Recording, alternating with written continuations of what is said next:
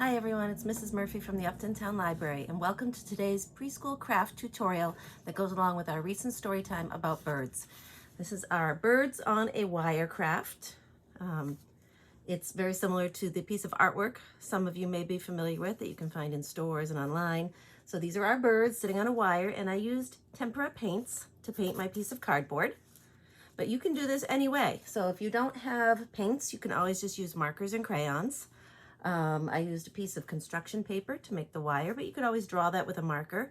And if you like these birds that I have here, you can find the template for those on our event calendar for May 6th preschool story time. Or you can just draw your own birds and cut those out. Really, the sky's the limit as far as creativity for this. So we'll get our materials set up. We're going to need things like paints today, crayons, markers, scissors, glue sticks, things like that. So let's get them ready and we'll show you how to make this really fun craft.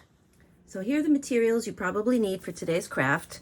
We've got our template that you can print out from our May 6th preschool storytime date on our event calendar right on our website, or you can always draw your own birds, really doesn't matter.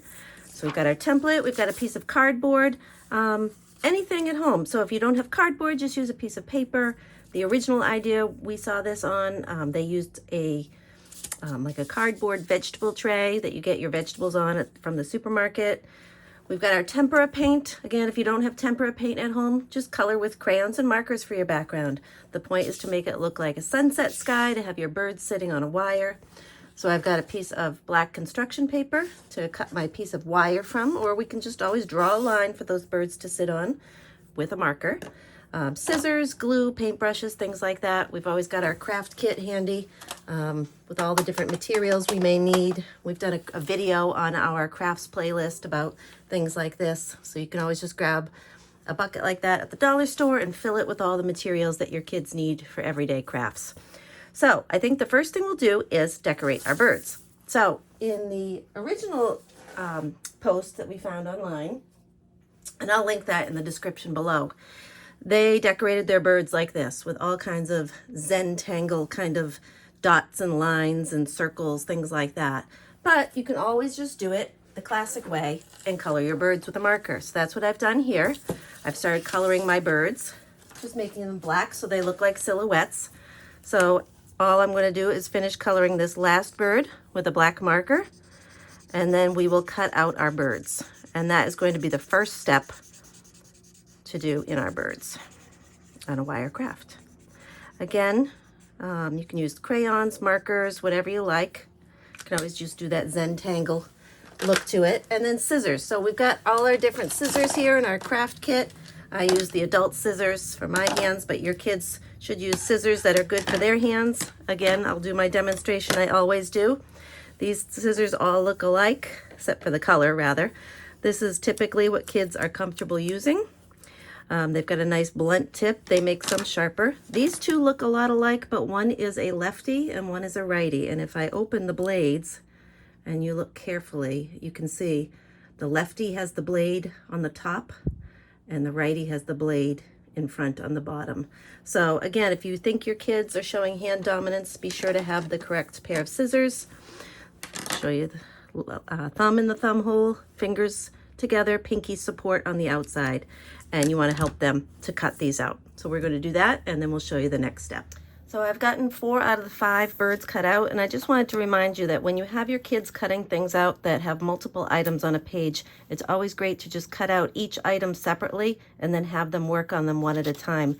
It's a lot easier for those hands, those little hands, to hold a small piece of paper than that large 8.5 by 11 sheet. So there we have our birds cut out, and we'll move on to the painting. So I actually added a little bit of white paint to this tray. I like using paper plates for paint. You can always use egg cartons, things like that. I like to use a paper plate because we're going to do some blending today. So this is going to look like a sunset. Now, if you remember on my original one, just grabbing it for you, I did the blues and the purples and kind of blended some white in with that, and that was how I wanted this one to look. I thought we'd do some traditional sunset colors for this one with red, yellow, orange, and white, and that'll help blend. So you're just going to take a paintbrush and start blending paints all across your piece of cardboard. So we'll do that. Just kind of have fun with it. And let your kids experiment and come up with those really good sunset colors. And just fill the whole piece of cardboard. Again, these are washable tempera paints, which is what we like to do in story times here at the library when we are in person, hopefully someday again. But washable paints are great. They come out of most pieces of clothing and hands. So we're just going to keep filling this board up, making our sunset colors, and then we'll let it completely dry, and we'll show you how to assemble it with your wire, your construction paper wire, and your bird silhouettes. So once your paint is dry, you can add your wire across. So you can either take a piece of black construction paper and cut a very, very skinny strip of that and glue it across as your wire, or just take a marker and draw a line. So that's what we'll do here. There we go, and that will be our wire, so just like that.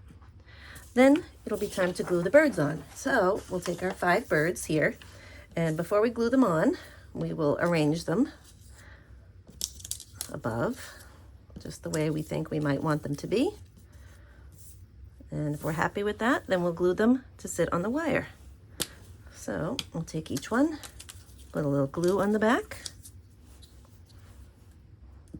Sometimes I like to use those purple glue sticks that show you where the glue's going, but this is what we have today. And the birds will just sit on the wire. So again, I'll link the original post in the description below, but this is just a really nice, simple craft to make for our story time about birds. And of course, bird watching is something great to do with your kids in your yard, if you're going for a walk. See if you notice any birds sitting on a wire. And if your kids are a little older, they might enjoy doing the Zentangle form of the birds on a wire that we showed in the other sample.